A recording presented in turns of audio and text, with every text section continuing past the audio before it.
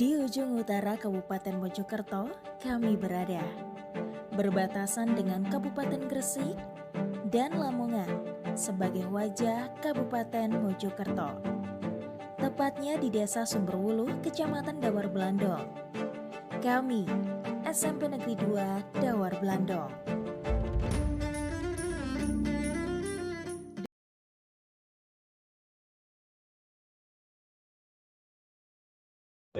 Bismillahirrahmanirrahim.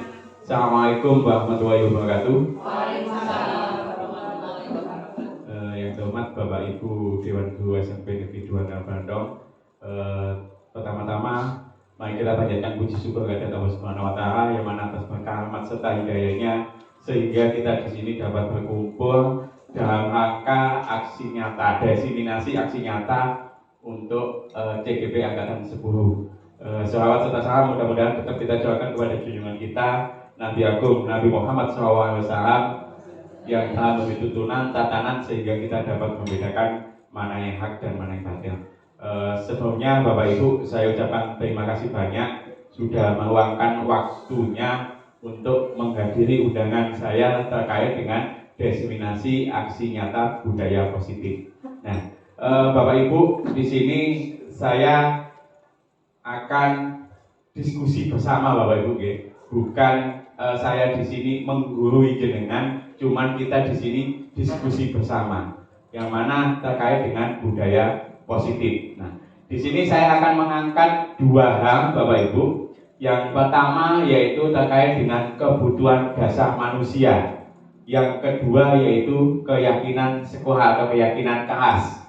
Itu yang akan kita bahas di sini. Nah, untuk sebelumnya Bapak Ibu, di kebutuhan dasar manusia, setiap manusia pasti mempunyai kebutuhan Bapak Ibu ya. Di sini coba saya ada sebuah kasus Bapak Ibu ya. Di sini ada Ibu Amba, itu adalah guru wali kelas 2A di SD Pelita Hati, sedang bingung menghadapi salah satu murid di kelasnya, yaitu Doni. Beberapa anak di kelas 2A telah datang padanya dan mengeluhkan Doni yang seringkali meminta bekal makan siang mereka dengan paksa. Jika Anda menghadapi situasi seperti Ibu Amba, apa yang akan Anda lakukan? Menurut Anda kira-kira apa alasan Doni melakukan hal tersebut? Kira-kira bagaimana Bapak Ibu? Apa yang harus kita lakukan? Mendekati Doni, terus menanyakan, alasannya apa, gitu ya? Alasannya apa terkait dengan yang dilakukan Doni. Nah, merujuk pada situasi tersebut Bapak Ibu, dalam konteks penegakan disiplin positif, maka seharusnya Ibu Amba adalah mencari tahu alasan dari Doni. Ya.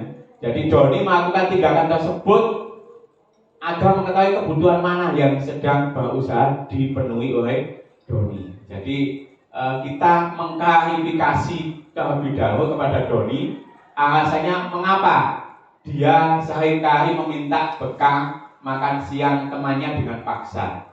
Nah, di sini Bapak Ibu, menurut Dr. William Geisel, kebutuhan manusia itu dibedakan menjadi 5. Yang pertama yaitu kebutuhan untuk bertahan hidup atau survival. Kemudian yang kedua yaitu kasih sayang dan rasa diterima.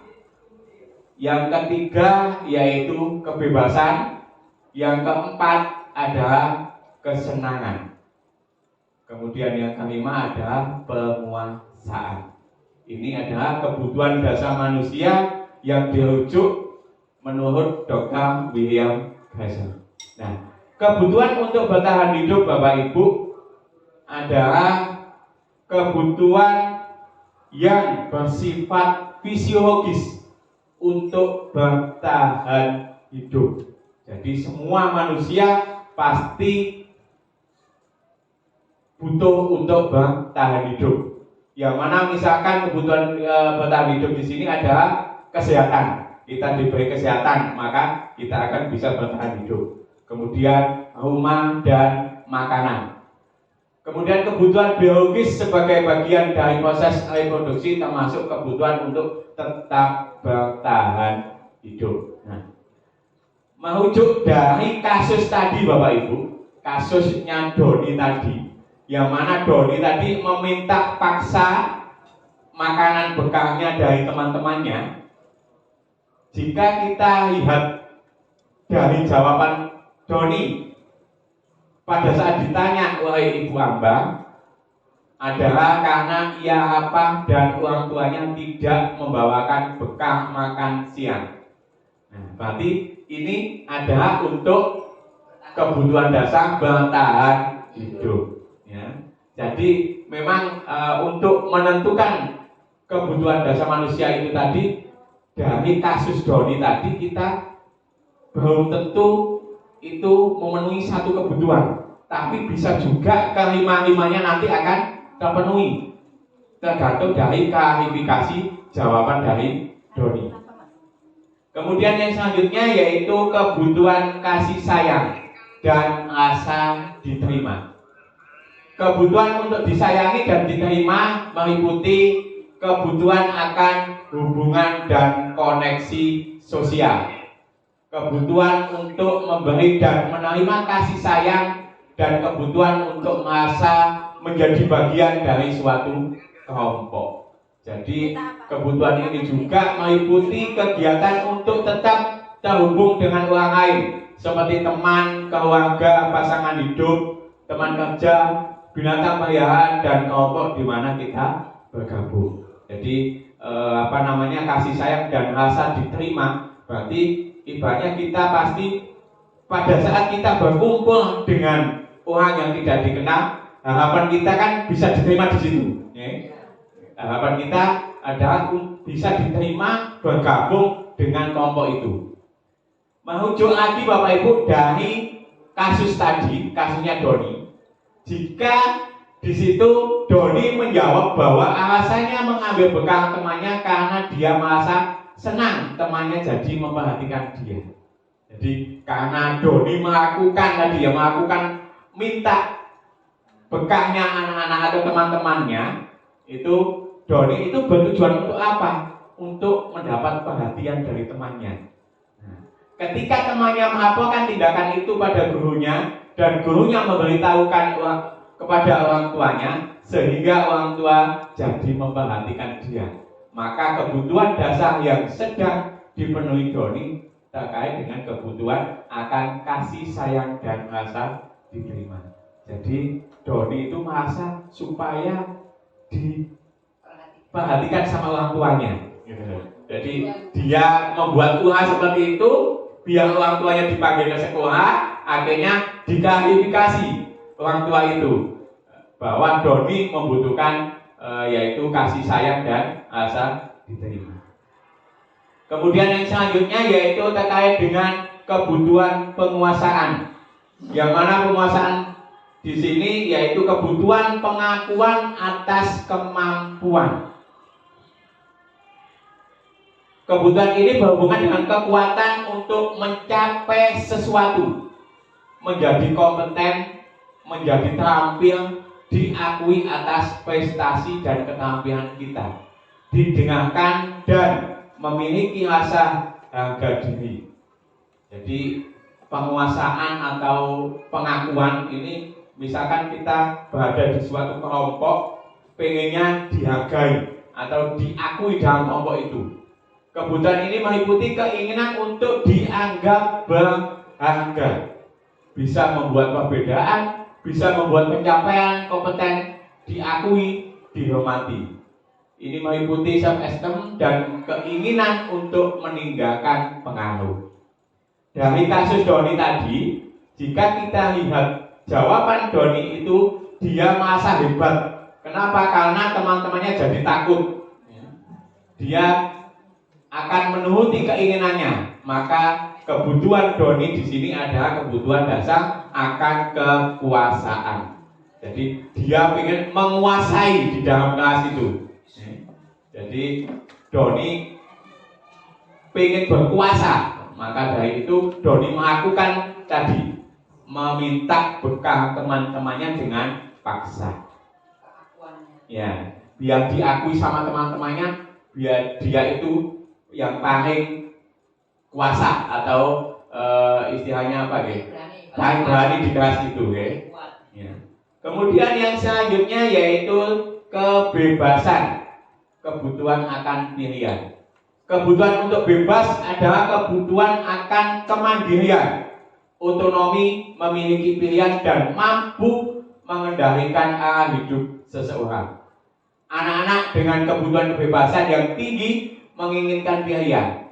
Mereka mau banyak bergerak, suka mencoba-coba, tidak terlalu terpengaruh orang lain, dan senang mencoba hal baru dan menarik. Nah, pada kebutuhan kebebasan ini Bapak Ibu, kita jika melihat kasusnya Doni tadi, pihak Doni di situ menjawab bahwa dia merasa bosan dengan bekal makanan yang dibawakan ibunya dari rumah, karena ibunya selalu membawakan bekal yang sama. Oleh karena itu dia ingin mencoba makanan teman-temannya yang beraneka ragam. Maka Doni di situ memenuhi kebutuhan akan kebebasan. Jadi pengennya itu bekalnya tidak sama setiap hari. Selanjutnya yaitu kebutuhan terkait dengan kesenangan, yaitu kebutuhan untuk merasa senang. Kebutuhan akan kesenangan di sini adalah kebutuhan untuk mencari kesenangan bermain dan tertawa. Bayangkan hidup tanpa kenikmatan apapun, betapa menyedihkan, ya. Kita misalkan di dalam ruangan, di dalam satu tempat kerja, di situ semuanya diam saja, ya, tanpa ada canda tawa. Nah itu gimana, ya? Kaku gitu, ya. Maka kita di sini pasti butuh kesenangan. Menurut Dr. Gerso tadi, menghubungkan kebutuhan akan kesenangan dengan belajar, yaitu semua hewan dengan tingkat intelijensi tinggi, termasuk anjing, lumba-lumba, primata, bermain. Saat mereka bermain, mereka mempelajari keterampilan hidup yang penting. Manusia tidak berbeda. Nah, dalam kasusnya Doni tadi, Bapak Ibu, jika kita klarifikasi, kemudian Doni menjawab bahwa dia melakukan karena iseng saja, dan ia menikmati ekspresi wajah teman-temannya yang kesal karena diambil makanannya, dan menurut dia ekspresi teman-temannya itu lucu. Nah, akhirnya membuat teman-temannya tertawa. Nah, maka Doni berusaha memenuhi kebutuhan atas kesenangan. Nah, di sini Bapak Ibu, saya punya sebuah kasus lagi, Bapak Ibu. Ya. Kasusnya adalah, nah, tahun ini Dimas genap berusia 17 tahun. Ia senang sekali ketika ayahnya mulai mengajarkan cara menyetir mobil. Setiap akhir pekan ia berlatih menyetir. Ia terlihat senang sekali berlatih sampai akhirnya ia bisa menyetir mobil dengan baik dan lancar. Ketika ibunya bertanya pada Dimas, apa yang membuat dia ingin bisa menyetir mobil? Ketika jawaban Dimas adalah seperti ini, kebutuhan apa yang ia penuhi? Jadi pada saat ditanya ibunya, Dimas menjawab menyetir mobil itu jauh. Kira-kira ini masuk di kebutuhan yang apa, Bapak Ibu? Kesenangan. Ya, jadi menyetir mobil itu jauh, maka itu mementingkan dirinya sendiri senang, ya, Bapak Ibu. Nah, kemudian jika Dimas di situ menjawab biar bisa jalan-jalan naik mobil sama teman-temanku, berarti betul apa ya? Diakui apa kasih sayang dari temannya? Ya. Bisa dua-duanya. Nah, ya, ini karena di situ cenderung ke teman-temannya, Bapak Ibu, maka dia membutuhkan cinta dan kasih sayangnya. Kemudian selanjutnya jika Dimas menjawab aku merasa bangga dan keren. Apa Bapak Ibu? penguasaan ya. Nah, kuasa biasa masa paling bangga dan paling keren ya. Kemudian selanjutnya Bapak Ibu, jika Dimas menjawab aku senang bisa pergi ke tempat-tempat yang aku suka, berarti senang, kesenangan ya. Kesenangan atau kebebasan Bapak Ibu? Kebebasan ya. Jadi masa bebas gitu ya. Jadi Bapak Ibu, di sini kebutuhan dasar manusia itu ada 5 itu Bapak Ibu yang harus kita perhatikan di bulan-bulan kita. Jadi kita tidak bisa dari sebuah kasus langsung menentukan anak ini butuh tahan hidup atau anak ini butuh kasih sayang. Itu belum bisa seperti itu. Kecuali kalau kita sudah mengklarifikasi. Jadi misalkan ada anak membuat kasus, kemudian kita harus mengklarifikasi terlebih dahulu Bapak Ibu. Jadi ini nanti sebetulnya ada kaitannya dengan segitiga restitusi nanti Bapak Ibu ya. Jadi sementara ini saya akan terkait dengan kebutuhan dasar manusia. Jadi tadi kebutuhan dasar manusia di sini menurut dasar tadi ada 5 ya. Bertahan hidup, kemudian penguasaan, cinta dan kasih sayang, kesenangan, kebebasan. Nah, kira-kira terkait dengan dasar kebutuhan manusia ini ada pertanyaan Bapak Ibu? Ada ya? Jadi kita sudah tahu 5 dasar kebutuhan manusia yang harus dipenuhi setiap siswa Bapak Ibu. Kemudian saya lanjut Bapak Ibu, yang kedua terkait dengan keyakinan keras atau keyakinan sekolah. Saya yakin semuanya di kelas kita sudah ada keyakinan ya Bapak Ibu. Ya. Kira-kira apa Bapak Ibu bedanya keyakinan dengan pengetahuan? Ya. Kemudian kalau pengetahuan sudah ditentukan sekolah. Nah, maka dari itu Bapak Ibu, jika kita nanti sudah mengetahui keyakinan ini, lebih baik pengetahuan itu sudah ditiadakan. Ya. Kita ganti menjadi keyakinan. Kenapa? Karena di keyakinan itu Bapak Ibu, semua warga sekolah berhak untuk berpendapat. Nah, contoh Bapak Ibu di sini. Nah, coba yang pertama, mengapa kita memiliki pengetahuan tentang penggunaan helm pada saat mengendarai kendaraan roda 2 atau motor? Kira-kira tujuannya untuk apa Bapak Ibu? Keselamatan, ya. Keselamatan. Kemudian yang kedua, mengapa kita memiliki pengetahuan tentang penggunaan masker dan mencuci tangan setiap saat? Ini juga kesehatan atau keselamatan juga ya Bapak Ibu. Ya. Jadi nilai-nilai keselamatan atau kesehatan inilah yang kita sebut sebagai suatu keyakinan. Jadi karena di situ kita membutuhkan keselamatan atau kesehatan, maka akan menimbulkan keyakinan kita, yaitu nilai-nilai kebajikan universal yang disepakati secara tersirat dan tersurat, lepas dari latar belakang suku, negara, bahasa maupun agama. Oke. Keyakinan keras Bapak Ibu di sini dalam merumuskan keyakinan keras adalah proses untuk membuat rumusan atau pernyataan yang menggambarkan nilai-nilai prinsip atau aturan yang dipegang oleh seluruh anggota kelas. Jadi keyakinan keras di sini nanti yang berhak membuat adalah semua anggota di dalam kelas itu. Kira-kira Bapak Ibu guru boleh berpendapat atau tidak? Boleh, karena kita juga berada di dalam kelas itu. Jadi terus yang harus melaksanakan itu siapa Bapak Ibu? Semua yang ada di kelas itu juga. Tuh Bapak Ibu. Nah, kemudian Bapak Ibu di dalam keyakinan kelas atau keyakinan sekolah berupa pernyataan-pernyataan universal yang mudah diingat dan dipahami, serta harus diterapkan di lingkungan sekolah atau di lingkungan kelas. Kemudian ini langkah-langkah umum dalam merumuskan keyakinan kelas Bapak Ibu. Jadi sebelum kita membuat keyakinan keras, angka pertama yang harus kita laksanakan adalah diskusi bersama.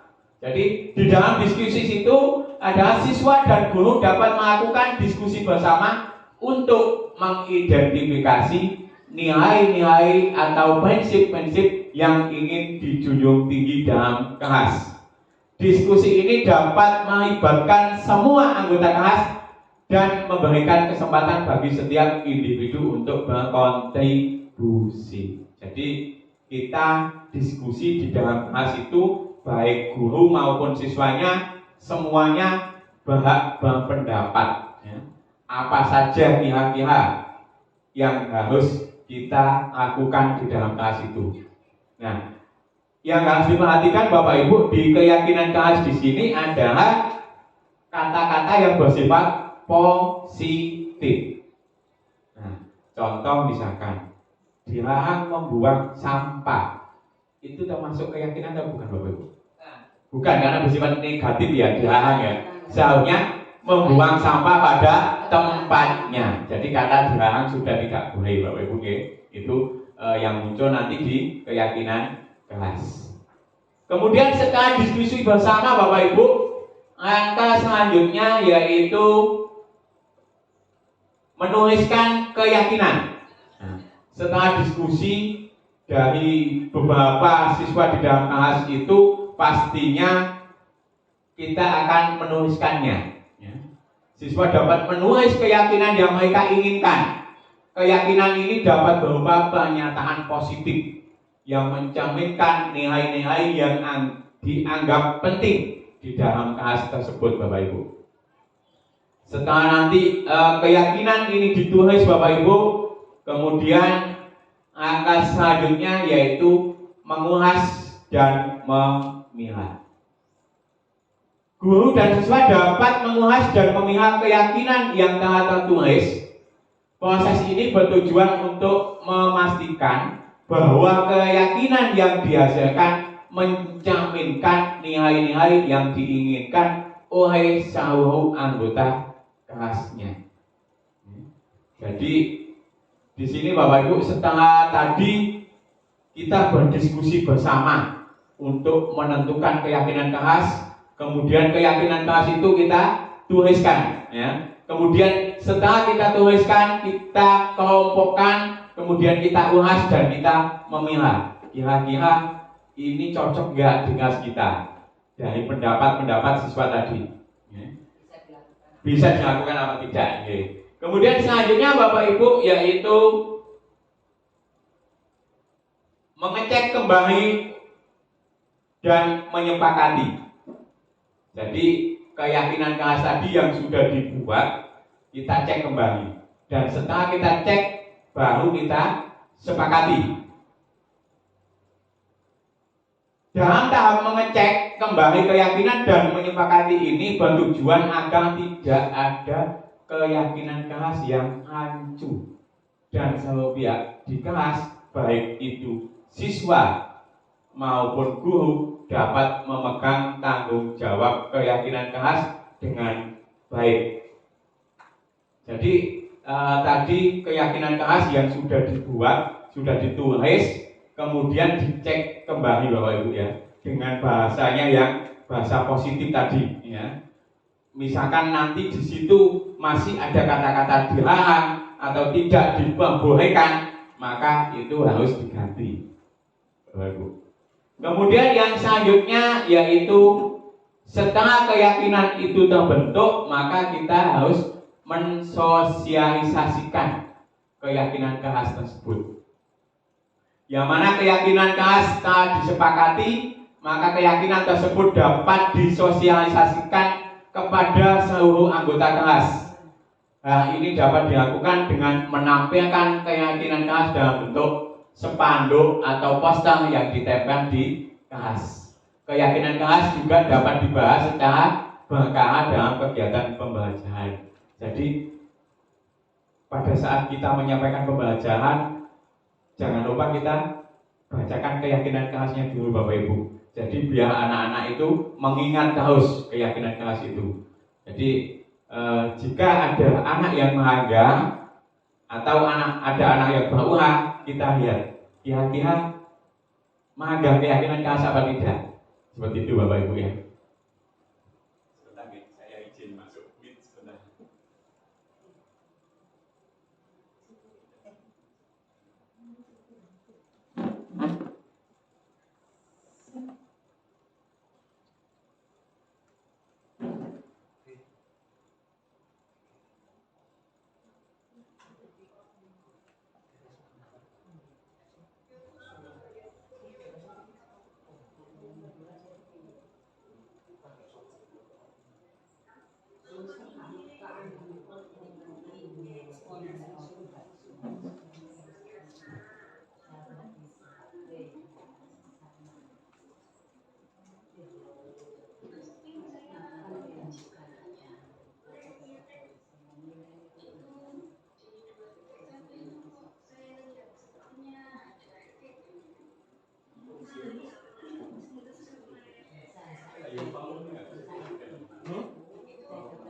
Volumenya sampai setting audio.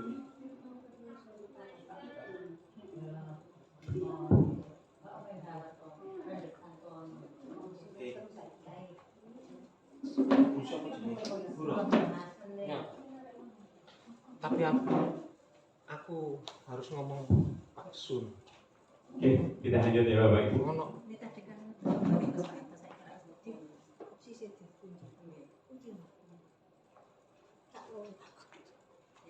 jadi kita sampai di sini ya. Mensosialisasikan keyakinan kelas. Jadi tadi keyakinan kelas yang sudah kita sepakati, kita buat, kita tempel, kemudian kita sosialisasikan. Jadi setiap kali kita melakukan pembelajaran di awal, sebaiknya kita menyampaikan dulu kesepakatan kelas itu. Jadi kenapa? Nanti biar anak-anak itu ingat. Jadi pada saat pembelajaran itu biar anak-anak itu tidak melanggar kesepakatan yang dibuat tadi, keyakinan yang dibuat tadi Bapak Ibu. Nah, kemudian dengan merumuskan keyakinan kelas Bapak Ibu diharapkan dapat menciptakan lingkungan kelas yang positif, saling menghormati dan mendukung proses pembelajaran yang efektif. Keyakinan kelas juga dapat menjadi pedoman bagi seluruh anggota kelas dalam berinteraksi dan menjalankan tugas-tugas yang diberikan oleh guru. Jadi kalau kita nanti sudah ada keyakinan kelas, Bapak Ibu, di situ adalah seperti hanya abu-abu ya. Jadi abu-abunya batasan-batasan kita atau batasan-batasan tindakan siswa nantinya Bapak Ibu ya. Apa yang diperbolehkan dan apa yang tidak diperbolehkan. Nah, ini tadi Bapak Ibu yang sudah kita bahas terkait dengan angka membangun keyakinan kelas, bahwa di sini orientasinya adalah kepada siswa, ya, yang mana tentang pentingnya kesepakatan kelas bagi kelancaran proses pembelajaran. Jadi keyakinan yang dibuat nanti seharusnya yaitu bertujuan untuk kelancaran proses pembelajaran. Kemudian mensepakati waktu diskusi kelas wajib dilakukan. Jadi Bapak Ibu, karena kita di kurikulum Merdeka, di sini sekarang kita wajib pembelajaran itu berdiskusi, ya. Jadi nanti ada pembelajaran yang diferensiasi, ya. Kemudian selanjutnya Bapak Ibu, guru memimpin diskusi terkait dengan kesepakatan itu. Jadi tadi sudah kita sepakati keyakinan kelas, kemudian kita harus mengulas dan mendiskusikan Bapak Ibu. Contoh misalkan di situ tadi ada keyakinan kelas yang menuliskan terkait dengan membuang sampah di tempatnya. Jadi nanti apabila pada saat kita masuk di situ ada sampah berserakan, maka kita wajib mengingatkan keyakinan kelas itu. Jadi nanti dengan keyakinan kelas itu akan menimbulkan budaya positifnya anak-anak, tanpa disuruh baru diambil tadi ya Bapak Ibu. Kemudian selanjutnya Bapak Ibu, guru menampung ide, gagasan dan saran dari siswa. Jadi kayak dalam membangun keyakinan kelas di sini, semua ide atau saran dari peserta didik kita tampung Bapak Ibu ya. Kita tampung dan kita pilih tadi Bapak Ibu, mana yang cocok atau sesuai dengan kelas itu. Kemudian selanjutnya menyepakati kesepakatan kelas yang telah dibuat. Ya. Disepakati dari beberapa masukan-masukan dari peserta didik tadi Bapak Ibu kita sepakati. Ini adalah yang menyepakati adalah kita bersama. Ya. Jadi kalau istilahnya sudah abu-abunya sudah kita tentukan bersama, pasti kita tidak akan mengadahnya Bapak Ibu. Kemudian meninjau kembali kesepakatan kelas dan membubuhkan tanda tangan sebagai simbol kesepakatan bersama dan diyakini bersama. Nah, ini kalau kita lihat di media-media sosial terkait dengan kesepakatan kelas Bapak Ibu, biasanya banyak di kelas-kelas itu di bawahnya kesepakatan kelas itu pakai jempolnya anak-anak ya, pakai jempolnya anak-anak, pakai pewarna itu kemudian ditempelkan di situ. Nah, ini sebagai bukti bahwa semua siswa di situ sepakat dengan keyakinan kelas yang dibuat. Kemudian selanjutnya Bapak Ibu, keyakinan kelas ditempel di tempat yang strategis atau mudah dilihat di dalam ruang kelas. Coba tadi Bapak Ibu di dalam kita membuat keyakinan kelas. Nah, coba Bapak Ibu kita di sini praktek bersama gitu Bapak Ibu membuat keyakinan kelas kita. Kira-kira keyakinan kelas yang cocok di dalam kelas kita apa Bapak Ibu? Kita praktek membuat keyakinan kelas. Contoh, ada masukan apa Bapak Ibu? Datang tepat waktu. Coba saya masukkan di sini ya Bapak Ibu.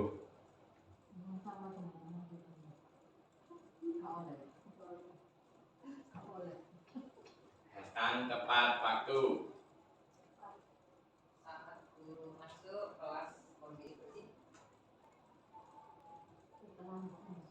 Ini harusnya saat guru masuk atau kondisi kelas harus bersih Bapak Ibu? Kita ambil yang mana? Nah, kondisi yang mana? Nanti kalau kita nanti ada ketika guru itu berarti kan pada saat itu saja ya, tidak tiap harinya. Ya, berarti kondisi kelas harus bersih.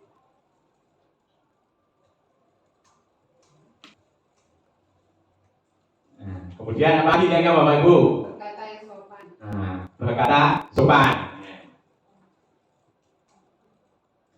Kemudian yang cocok dikasihkan apa Bapak Ibu? Semangat menerima materi. Semangat menerima materi. Gimana Bapak Ibu? Kira-kira itu sebagai keyakinan enggak?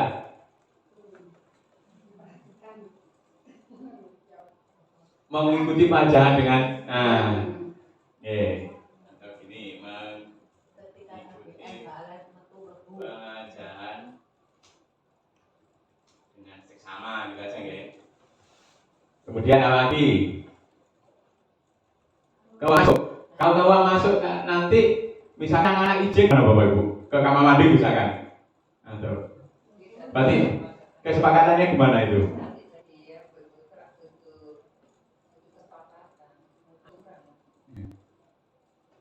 Atau jika ini tadi sudah termasuk mengikuti pelajaran sama itu kan tidak kalau masuk. Dan juga situ ya. Itu makan. Ya kalau lagi Bapak Ibu. Mengikuti pelajaran itu berarti kan tidak ada yang keluar masuk, tidak apa. Itu artinya kondusif, tidak keluar masuk. Mengikuti pelajaran dengan sama itu. Iya bisa yang itu tadi otomatis tidak. Nah masuk di situ tadi keluar masuknya.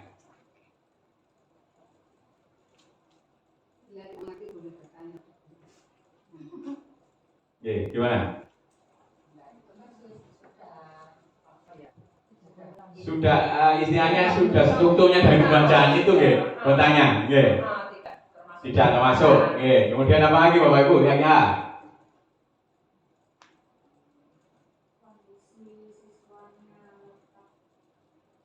Kalau keluar kelas izin.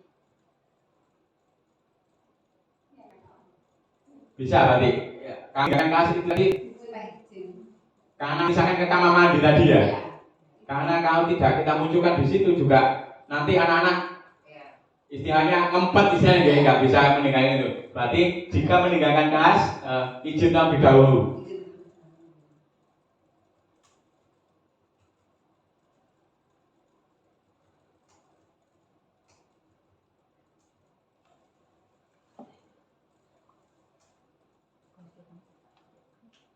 Kemudian apa kata-kata apa lagi Bapak Ibu yang cocok untuk keyakinan kelas?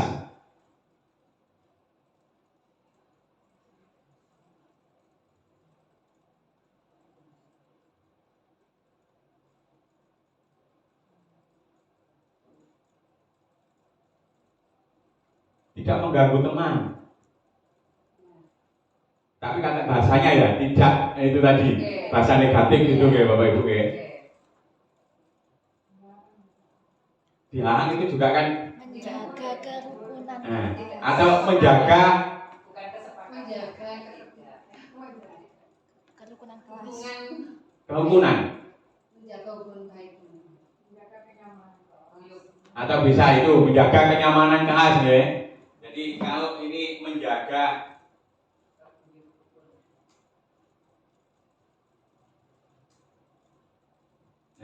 misalkan menjaga kenyamanan kelas, berarti ini kan di situ nanti pasti tidak mengganggu teman ya, tidak membuat gaduh, itu ya, kelas menjadi nyaman. Kemudian kira-kira ada masukan lagi Bapak Ibu? Sudah. Oke. Nah, jadi ini adalah contoh-contoh kata yang bisa kita buat keyakinan di dalam kelas kita Bapak Ibu ya.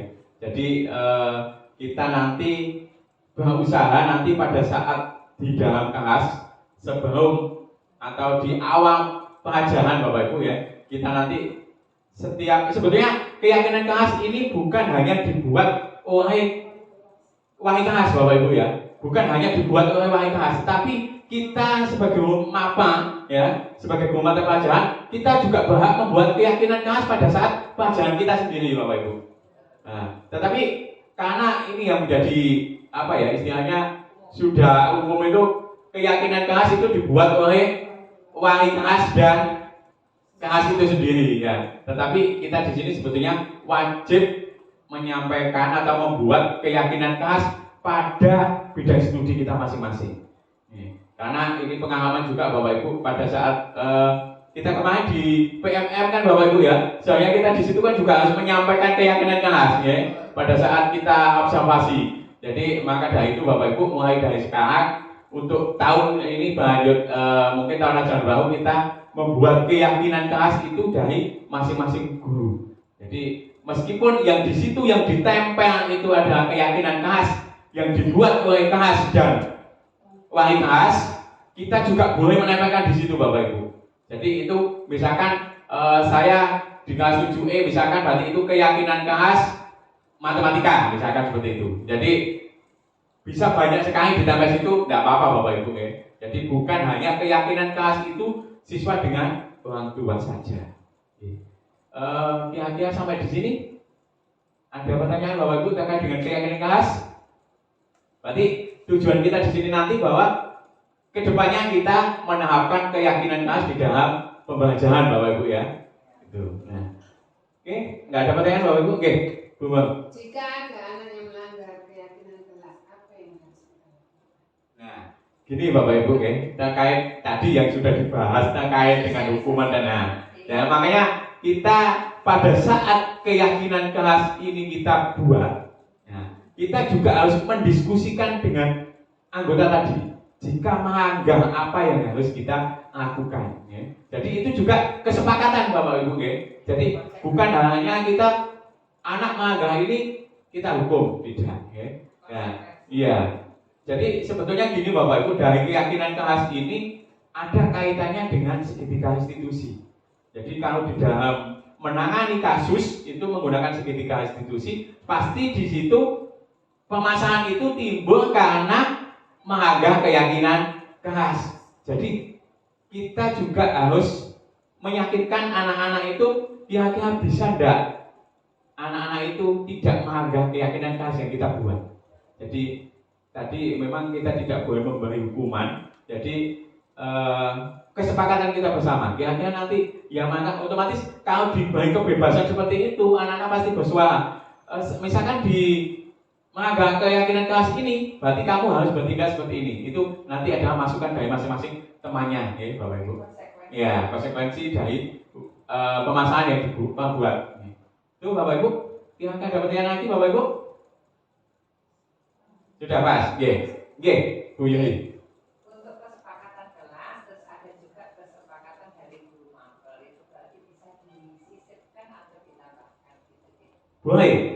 Jadi gini, tadi misalkan di dalam kesepakatan kelas ini sudah terbentuk. Kemudian Bu Yuli membuat kesepakatan di dalam pelajaran Bu Yuli. Memang di situ ada yang sama, tidak masalah itu. Tidak masalah. Jadi otomatis anak itu kan sudah tertekankan lagi di situ. Diperbolehkan juga, Bu. Ada pertanyaan lagi Bapak Ibu? Tidak ada. Kalau memang tidak ada Bapak Ibu, mungkin sampai di sini saja Bapak Ibu paparan saya, diskusi kita terkait dengan budaya positif yang sudah saya sampaikan. Yang pertama tadi adalah terkait dengan kebutuhan dasar manusia, ya. Kebutuhan dasar manusia tadi ada 5, ya. Apa saja? Bertahan hidup, kemudian cinta dan kasih sayang, penguasaan, kebebasan dan kesenangan. Jadi ini Bapak Ibu nanti misalkan di dalam murid kita itu pasti kelima-lima ini terkait dengan itu. Jadi pemasangan yang dilakukan anak-anak itu pastinya nanti akan memicu atau mengkerucut di 5 kebutuhan dasar ini, Bapak Ibu. Nah, kemudian yang selanjutnya tadi adalah keyakinan kelas, yang mana di dalam keyakinan kelas di situ kita harus membuat pernyataan-pernyataan yang bersifat positif, ya, itu Bapak Ibu. Mungkin itu saja Bapak Ibu dari saya. Kurang lebihnya mohon maaf. Saya kira wabillahi taufiq wal hidayah. Wassalamualaikum warahmatullahi wabarakatuh.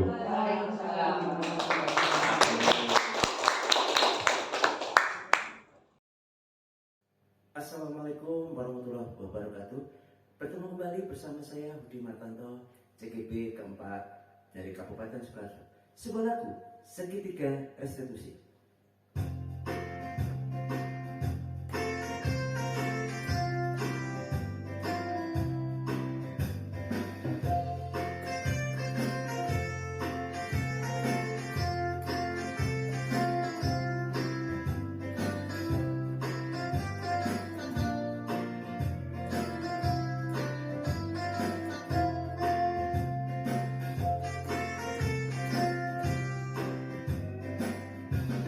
Budaya positif dalam pendidikan harusnya kita jalankan.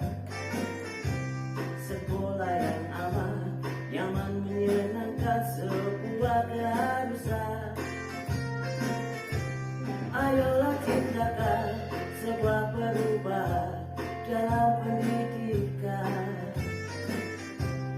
Bukanlah